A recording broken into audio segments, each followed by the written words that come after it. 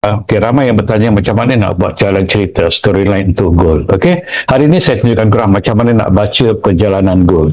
Dia macam ni. So, dia bergantung kepada masing-masing punya setup. So, korang scalper ataupun intraday, korang pergi kepada daily open high close saja. So, dekat sini korang markingkan. So, kalau korang tengok daily ni, semalam adalah doji. Doji ni uncertainty. Dia tak tahu ke mana dia pergi. Itu sebab dia naik, dia turun. Dia naik, dia turun. Dia naik, dia turun dan ramai yang kena stop loss. Okay? Buy dia turun, sell dia naik. Sebab apa? Semalam dia menunjukkan dia tak ada arah. Okay?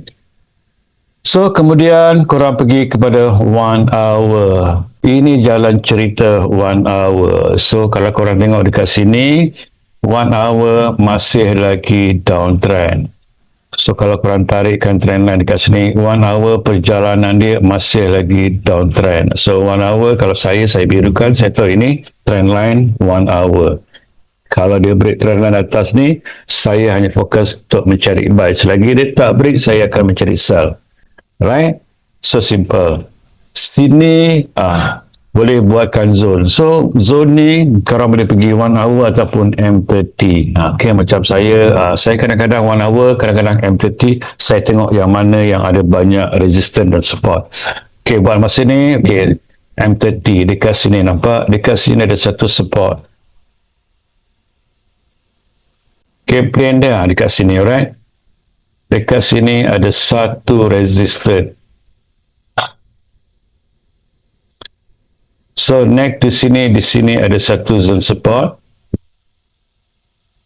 Dan juga di sini ada zone support. So, kalau korang pergi kepada 1 hour pun, dia dah jadi macam ni, sama saja, okay? Kalau dia break kotak ni, ke mana dia boleh pergi, dan di sini perjalanan ke barangkalian selalunya dia pergi ke sini, dan juga dia boleh ke sini, dan juga dia di sini.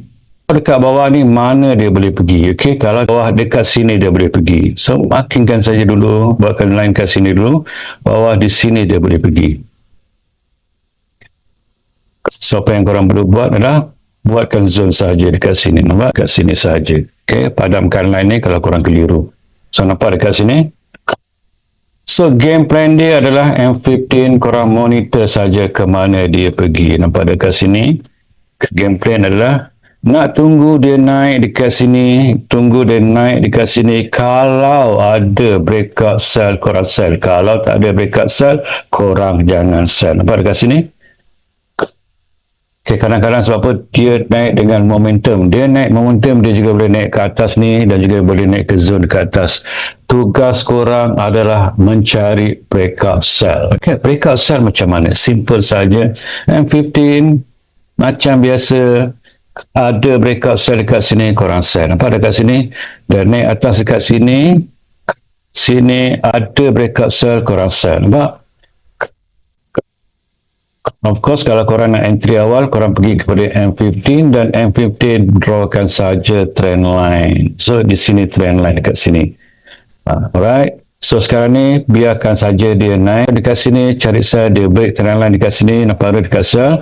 Dan sekarang ini, tunggu price naik saja dekat sini. Ada breakout sell, baru sell. Tak ada, korang jangan sell, okay? Alright. So, itu saja yang saya nak share dengan korang. Semoga bermanfaat. I'll see you. Assalamualaikum.